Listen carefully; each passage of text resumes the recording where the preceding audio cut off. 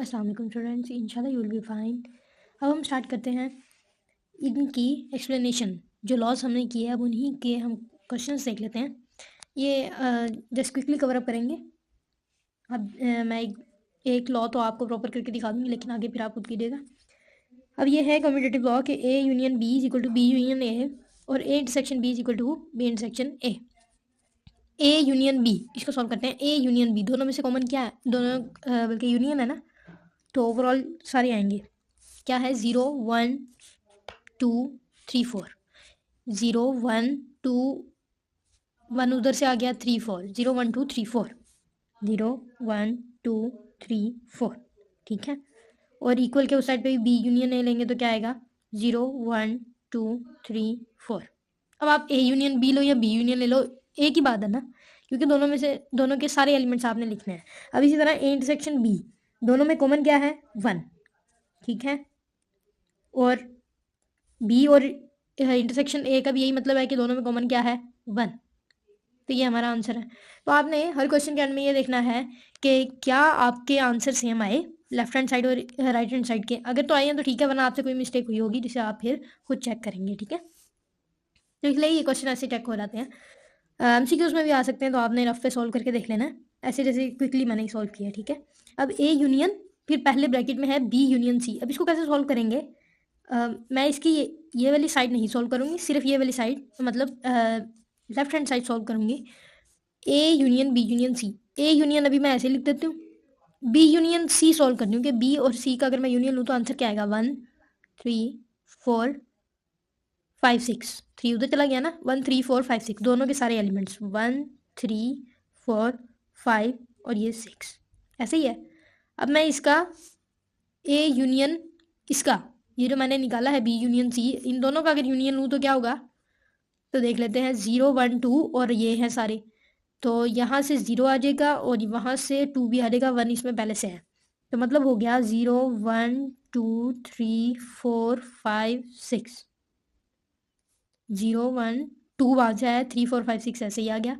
अब यहाँ पर अगर इंटरसेक्शन देखें, अच्छा यहाँ पर ब्रैकेट मैंने पहले डाली है और लेफ्ट हैंड साइड में बाद में डाली है, यहाँ पर पहले डाल दी और यहाँ पर बाद में, तो कोई बात नहीं है, आप जिस तरह मर्जी लिख लें, इसको कोई मसला नहीं होगा। बस आपने दोनों साइड पे ये देख लेना है कि अगर पहले 2 पे यहाँ डाली है तो आगे अगले 2 पे हो। ठीक है ना। अगर लेफ्ट हैंड साइड में पहली 2 वैल्यूज पे आपने ब्रैकेट डाल दी है तो नेक्स्ट में नेक्स्ट 2 पे होनी चाहिए राइट हैंड साइड पे। ठीक है। अब इसका इंटरसेक्शन देखते हैं। इंटरसेक्शन में चले मैं ये वाली side right hand side solve कर देती हूँ। ठीक है। पहले मैंने लेफ्ट हैंड साइड सॉल्व की, अब मैं इसकी राइट हैंड साइड सॉल्व करके दिखा देती हूँ। ये चलें इसकी भी लेफ्ट हैंड साइड कर लेते हैं। ए इंटरसेक्शन बी, ए और बी में कॉमन क्या है? देखें ए और बी में कॉमन क्या है? 1 कॉमन है आई थिंक दोनों में। 0 1 2 1 3 4, तो 1 ही कॉमन है। यहाँ पे आ जाएगा 1, डायरेक्ट है, बिल्कुल डायरेक्ट किया है मैंने। ठीक है ना, आपने अलग अलग करना है। और इंटरसेक्शन सी, तो इसका आंसर क्या हुआ कि आप 1 और सी का इंटरसेक्शन देखें। 1 तो इसमें है नहीं, तो दोनों में कॉमन कुछ भी नहीं है, तो इसका मतलब इसका आंसर है 5। 5 कहूँ या फिर मैं कहूँ खाली ब्रैकेट्स, तब भी सही है। ठीक है। अब ये मैंने एक लिखा है डिस्ट्रीब्यूटिव का कि union over intersection, intersection over union भी सेम ही होगा, आप देख लीजिएगा। मैं इसको सॉल्व करके दिखा देती हूँ, लेफ्ट हैंड साइड कैसे और राइट हैंड साइड कैसे। पहले लेफ्ट हैंड साइड पे बात करेंगे, तो ए यूनियन ऐसे ही, क्योंकि पहले ब्रैकेट सॉल्व करनी होती है ना, तो बी इंटरसेक्शन सी सॉल्व करें। बी इंटरसेक्शन सी, इन दोनों में कॉमन क्या है? 3 कॉमन है। ठीक है। तो यहाँ पर आ जाएगा 3। ए यूनियन ऐसे ही और यहाँ पे आ गया 3। अब ए और यूनियन, अभी हम सिर्फ लेफ्ट हैंड साइड सॉल्व करेंगे। ए यूनियन 3, ए यूनियन 3 देखिए क्या है? 0 1 और ये है 2 और यहाँ का 3, यूनियन में सारे लिखने होते हैं ना, तो इसमें आ गया 0 1 2 और 3, ऐसे ही है, ये 3 है। अब यहाँ पर ए यूनियन बी देखें, ए यूनियन बी, ये इक्वल है, यहाँ पर ना लाइन लगा देते हैं लेफ्ट हैंड साइड और राइट हैंड साइड को अलग करने के लिए, इक्वल से आप कंफ्यूज हो जाएंगे। तो यहाँ पर ए यूनियन बी क्या है? 0 1 2 और यहाँ का 3 4, 0 1 2 3 और फिर 4। इंटरसेक्शन दरम्यान में ऐसे ही रहेगा क्योंकि पहले ब्रैकेट सॉल्व करनी होती है। अब ए यूनियन सी देखें, तो 0 1 2 3 5 6, 0 1 2 3 5 6। अब इन दोनों का मगर क्या है? इंटरसेक्शन है, तो इन दोनों में कॉमन क्या आ रहा है? 0 कॉमन है, ठीक है, 1 भी कॉमन है, ठीक है, 2 भी कॉमन है, ठीक है, 3 भी कॉमन है, ठीक है, बस इतना ही है। क्योंकि ये आगे 4 है, इसमें 4 है नहीं, इसमें आगे 5 6 है, इसमें और कोई एलिमेंट ही नहीं है। तो 0 1 2 3। अब देखिए left hand side is equal to right hand side होगी, मतलब मेरा क्वेश्चन ठीक हुआ है। ठीक है ना, इस तरह से हम ये क्वेश्चन सोल्व करेंगे। बाकी है डी मॉर्गन। डी मॉर्गन में ए यूनियन बी कॉम्प्लीमेंट और आगे इक्वल है A complement intersection B complement. अगर मैं यहाँ पे इंटरसेक्शन लगा दूँ तो यहाँ पे यूनियन आ जाएगा, यहाँ पे यूनियन है तो यहाँ पे इंटरसेक्शन है। अल्टरनेट था ना, तो ये मैंने फर्स्ट मेंशन कर दिया है यूनियन वाला, कि इधर यूनियन है उधर इंटरसेक्शन है। ठीक है, इसको सॉल्व करते हैं। पहले लेंगे ए यूनियन बी, क्योंकि पहले ब्रैकेट सॉल्व करनी है, उसके बाद ये कॉम्प्लीमेंट होगा ना। तो पहले अभी हम लेफ्ट हैंड साइड सॉल्व करेंगे सिर्फ। ठीक है, तो ए यूनियन बी क्या है, ऊपर देखेंगे 1 0 1 2 3 4। ठीक है, 0 1 2 3 4। इसका मैंने क्या लेना है, सेट में लिखेंगे। इसका मैंने क्या लेना है, कॉम्प्लीमेंट, मतलब इसको u में से इसको माइनस करना है। u माइनस मैंने पहले लिखना, बाद में नहीं लिखना। इसमें से u को माइनस नहीं करना है आपने, ये नहीं करना कि यहाँ पे आप माइनस u लिख दो, ये गलत होगा। आपने u माइनस पहले लिखना है और फिर ये सेट लिखना है जो है 0 1 2 3 4। और ये ए और बी के यूनियन से है। अब यूनिवर्सल सेट मैंने सबसे ऊपर मेंशन किया, यूनिवर्सल सेट 0 1 2 3 4 5 6 तक है, मतलब 0 से लेकर 6 तक है, तो इसको जहन में रखें। अब देखें कि जब हम इसको माइनस करेंगे तो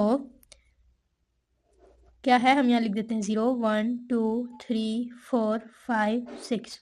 हमने एलिमेंट्स तो इसके लिखने हैं, मगर वो निकाल देने हैं जो इसमें है। मतलब 0 भी जाएगा, फिर 1 है तो 1 भी जाएगा, फिर 2 है तो 2 भी जाएगा, फिर 3 है तो 3 भी जाएगा, 4 है तो 4 भी जाएगा। बचा क्या, 5 और 6। 5 और 6 ये दो बचे, तो ये हमारा आंसर था। हमने इन दोनों का पहले यूनियन लिया, फिर हमने इनका कॉम्प्लीमेंट भी ले लिया, और वो आ गया 5 एंड 6। ठीक है, अब मैं इसकी राइट हैंड साइड सॉल्व करूंगी। पहले ए का कॉम्प्लीमेंट लोगे, ए का कॉम्प्लीमेंट। अब मुझे बताओ u माइनस ए क्या आएगा, u में से a माइनस करना है। u क्या था, 0 से लेकर 6 तक सब कुछ, जबकि a क्या है 0 1 2। तो मतलब 0 से लेकर 6 तक है, तो 0 1 2 निकाल देते हैं, बाकी लिख देते हैं 3 4 5 6। ऐसे ही है ना, माइनस कर रहे हैं तो u के सारे एलिमेंट्स आने थे, बस वो निकल जाने थे जो a में है, और a में क्या था 0 1 और 2, तो ये निकल गए, ये मैंने लिखे हुए हैं u के। ठीक है, और अगर मैं कहूँ b का कॉम्प्लीमेंट, तो b का कॉम्प्लीमेंट है u माइनस बी, तो वो क्या होगा, b के एलिमेंट देख लेते हैं ऊपर। b के एलिमेंट है 1 3 और 4, मतलब इनमें से 0 से लेकर 6 तक हमने 1 3 और 4 निकालना है। पीछे बचा 0 1 निकल गया, 2 आ जाएगा, 3 निकल गया, 4 निकल गया, बाकी आ जाएगा 5 और 6। ऐसे ही है, 0 3 और 4, 0 1 3 और 4, 1 3 और 4 निकाले तो यहाँ पे बचा 0 2 5 6। अब इन दोनों का क्या लेना था, ए का कॉम्प्लीमेंट भी आ गया, बी का कॉम्प्लीमेंट भी आ गया, इन दोनों का लेना है इंटरसेक्शन। तो A complement intersection B complement equal होगा किसके, ये आप इसके आगे लिखोगे, मैंने सिर्फ नीचे लिखा है। इन दोनों को देखे कॉमन क्या है, 6 कॉमन है भाई, 5 कॉमन है, ये 3 4 है, ये 0 2 है, कॉमन नहीं है, तो इधर 5 कॉमन है और 6 कॉमन है। This is the answer. अब आप टैली करें कि आपकी left hand side right hand side से मैच कर रही है। जी हाँ कर रही है, तो ये आपका आंसर है। पेज की ये साइड मैंने छोड़ी हुई थी वेन डायग्राम के लिए। ठीक है, हम देख लेते हैं कि वेन डायग्राम कैसे बनाई जाती है। अच्छा, वेन डायग्राम अगर लॉ का एक वो दिया हुआ है ना, जैसे यूनियन का लॉ दिया हुआ है, ये A union B equal to B union है, तो इस पूरे की एक ही वेन डायग्राम बनेगी और इस पूरे की एक ही वेन डायग्राम बनेगी। मतलब अगर आपके पास एक लॉ आ जाता है तो उसकी एक डायग्राम होगी। ये नहीं कि आपने लेफ्ट हैंड साइड की अलग बना लेनी है और राइट हैंड साइड की अलग, नहीं, आपने एक की एक बनानी है।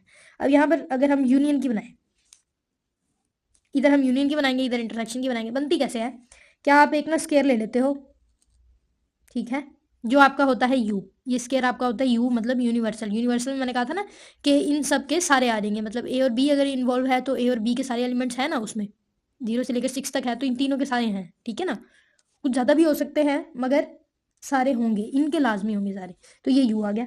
फिर अंदर आप ना 2 सर्कल बना देते हो जिनको आपस में ओवरलैप करवा देते हो।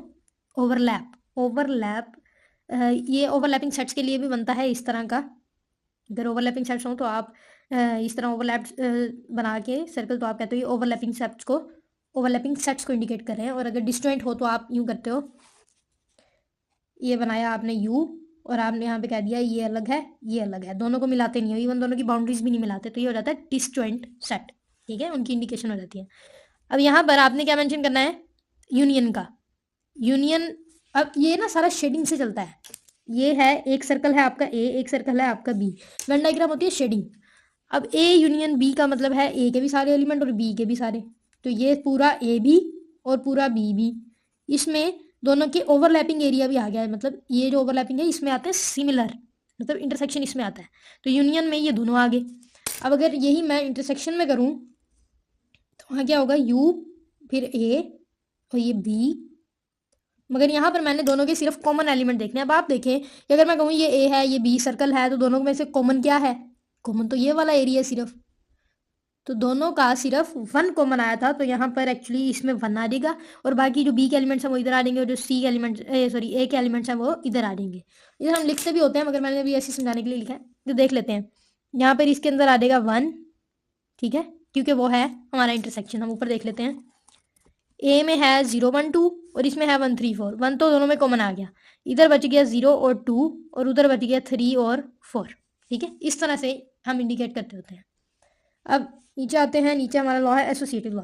एसोसिएटिव लॉ में अगर पहले की करें, मतलब यूनियन की करें, तो उसका क्या मतलब है, ए बी सी हो गया तो 3 बनेंगे, ठीक है, ए बी और इन दोनों में से होता हुआ सी यू, ठीक है, और ये क्या था यू, ये ए है ये बी है और ये सी है। अब ये यूनियन है तो यूनियन में सारे आने थे, क्योंकि दोनों यूनियन है तो ये सारे आ गए, ठीक है, ए बी सी का सारा पार्ट हो जाएगा, जिसमें इन तीनों का कॉमन एरिया भी आ रहा होगा। और अगर इनके इंटरसेक्शन की बात करें तो ए सॉरी यहाँ पे सर्कल बनना था, बी और यहाँ पर ये हो गया सी, ये हो गया यू, तो यहाँ पर इनके सिर्फ कॉमन को देखेंगे।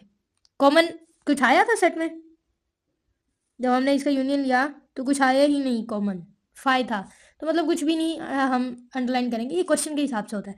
जब इनमें कुछ कॉमन था ही नहीं तो हम शेड क्यों करेंगे, हम कुछ भी शेड नहीं करेंगे, ये ऐसे ही आ जाएगा, ठीक है।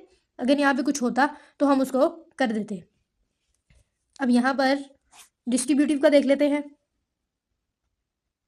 ये मैंने ऐसे ड्रॉ कर लिया। अब हम देखेंगे कि इसमें किस किस के एलिमेंट है, ये देखें ऊपर 0 1 2 3 है ना, मतलब ए के भी हैं बी के भी हैं और सी का भी है, या यूँ कह लें कि इसको देखते हैं ए यूनियन बी, मतलब ए और बी पूरा, सी वाला पार्ट निकाल कर, मतलब ये वाला सारा पार्ट निकाल कर, ये जो इसका करवा रहे हैं यहाँ पर, बाकी ए बी पूरा। और अगर ए यूनियन सी देखूँ तो ये पूरा, इसका ये बी का ये वाला पार्ट निकल जाएगा, और दोनों का अगर इंटरसेक्शन देखूँ तो मतलब कॉमन एरिया, इसका भी कॉमन एरिया, इसका भी कॉमन एरिया और इसका भी कॉमन एरिया, ठीक है ना। ये हो गया इसका, इसकी वेन डायग्राम, ठीक है, ये है इसका शेडिंग एरिया। अब बात करते हैं डी मॉर्गन लॉ की वेन डायग्राम की। अब इधर गौर करिएगा, हम देखेंगे एक साइड को उठा लेते हैं, ये हमें यहाँ पर ये इजी लगी राइट हैंड साइड तो हमने ये उठा ली, यहाँ पर हम लेफ्ट हैंड साइड को उठाएंगे कि ए यूनियन बी लेंगे पहले तो। ए यूनियन बी का मतलब है ये सारा आ जाएगा, ठीक है। अब मैं इसको शेड नहीं कर रही, इसको हम ब्लू से शेड कर लेते हैं, और लेकिन हमने जो शेड करना होगा वो हमारा जो आंसर है वो होगा रेड से, ठीक है। आप कंफ्यूज हो जाएंगे, रहने दें। ए यूनियन बी है, ए यूनियन बी का मतलब है कि ये सारा, जैसे हमने ये किया था ए यूनियन बी, ऐसे ही है ना, इसका मतलब ये है।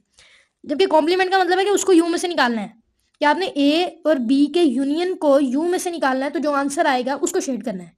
तो अब आप यू ये पूरा था ना, इसमें से इस पार्ट को निकाल दें, इन दो सर्कल्स को निकाल दें, मतलब आपके पास स्क्वायर है, उसमें एक सर्कल है ए एक सर्कल है बी, उन दोनों सर्कल के यूनियन को, उन दोनों सर्कल को मिलाकर आपने निकाल देना है।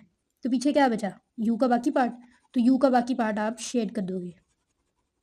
ये होती है डी मॉर्गन लॉ की वेन डायग्राम, ठीक है।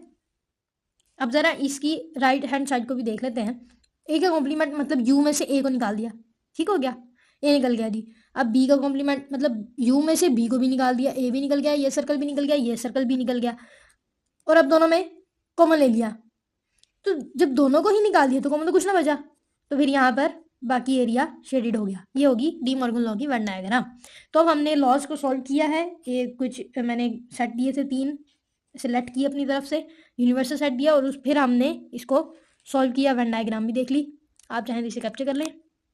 इंशाल्लाह ये हो गया होगा। अब नेक्स्ट लेक्चर में हम अपना स्टार्ट करेंगे इंशाल्लाह नंबर सिस्टम। Good luck.